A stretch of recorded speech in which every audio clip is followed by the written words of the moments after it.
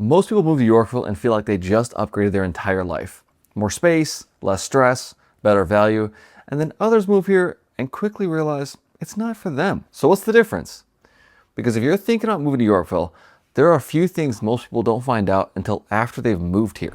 Let's set the tone first. Yorkville isn't a perfect town. It's not trying to be Naperville, it's not trying to be Chicago, and it's definitely not trying to be that flashy suburb. It's something a little bit different.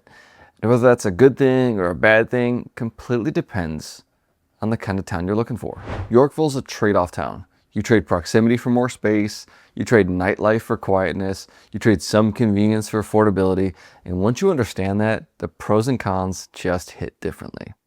And the first place you see that trade-off show up is in price. Compared to a lot of other suburbs people consider first, Yorkville gives you significantly more house for your money. The average price sits around the mid $400,000 range, while places like Naperville, Downers Grove, or even Wheaton can be hundreds of thousands of dollars higher. Now that gap isn't small. It's the difference between settling and upgrading. You get a bigger home, newer construction, better finishes. For a lot of people priced out of those other suburbs, this one people often land in and they go, wait, we can actually afford this? But here's the thing, price alone doesn't explain why so many different types of people end up here. One thing Yorkville does that genuinely surprises people, it gives you more options most suburbs don't. Not just different homes, but different lifestyles.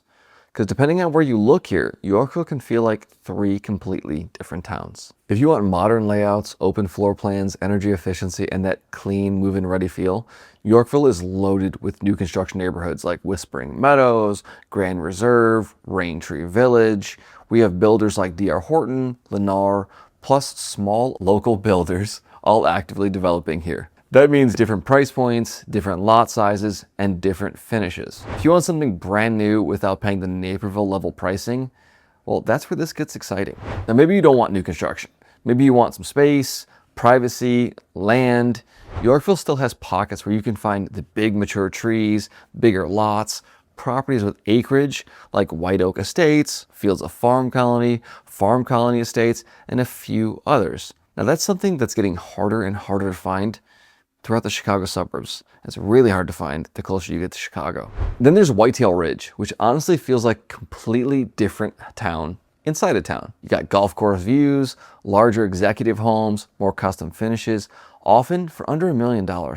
And there's still lots available if you wanted to build something from scratch. So if someone tells me, hey, they want something more upscale, estate style, this is one of the first places I'd be looking. What really seals the deal for most people isn't the house itself. It's how life feels once you're actually living here. This is one of the biggest reasons people fall in love with Yorkville.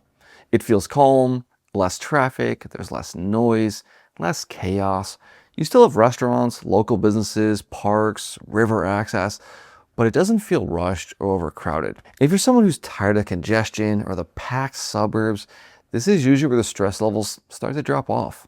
Between the Fox River, the trails, the parks, and the open space, it's actually a really underrated town for outdoor lifestyles. And that slower pace you feel day to day actually shows up the most in one specific part of town, and that's downtown. And no, it's not big. That's actually the point here though. Instead of feeling commercialized or overbuilt, it feels local. Small restaurants like Crusade, Parma, ice cream at Foxy's, you get the river views and the streets where you'll actually recognize people after a few visits here. I promise you. Now, before we get into the downsides, if you're actually thinking of moving to Yorkville or anywhere in the Chicago suburbs, give me a call here or sign up for my weekly emails right here, where I keep you updated on the market, local shops, places to check out, and so much more. All right, let's talk about the drawbacks. The first biggest adjustment for most people moving here is this. Yorkville isn't close to Chicago. Commute times can easily hit about an hour or even more depending on traffic. And there's no metro station here. Realistically, you've got three main roads in and out of town. Route 34 and 71, which are east and west, and Route 47 north and south. With Yorkville growing every year, Route 47 especially can back up during rush hour, and there's really no shortcut around it. Now, if you're someone who thinks Naperville is going to be your go-to every week, just understand this. That's about 30 minutes each way, and over time, drive time kind of adds up. And that distance trade-off connects directly to the next thing buyers notice once they've been here just for a little while. Yorkville has been developing fast over the last few years. New restaurants, new businesses, road expansions, and shopping centers. But compared to other older established suburbs, you may notice fewer options right now. Some people love that because it means there's huge growth potential, but others prefer towns that are already fully built out with everything already in place. Now with Costco now open and large land parcels being bought up, there's going to be construction growth, and that comes with cranes and noise and dust. Now if you're willing to grow with the town, it can be really exciting. But if you prefer polished and finished, you may feel like Yorkville is still catching up.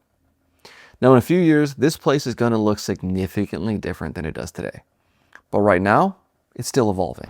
That may not bother you, but this next one is the biggest downside people bring up in Yorkville super often. It's property taxes. And I'm not going to sugarcoat it. You'll see people talk in the local Facebook groups all the time complaining about this. Compared to some other areas, taxes here can feel higher relative to the purchase price, especially for people relocating from out of state or coming from areas with lower tax rates. I've had clients say, we love the house, we love the space, I love the area, but man, these taxes, I don't know about this. A lot of Yorkville's value shows up in its purchase price. So when you see a lower home price compared to a nearby suburb and assume, well, monthly costs will be lower. Well, when you factor in taxes, that monthly payment might level out a little more than you actually think. So when you put all of this together, the pros, the trade-offs, the lifestyle, it really comes down to one simple question.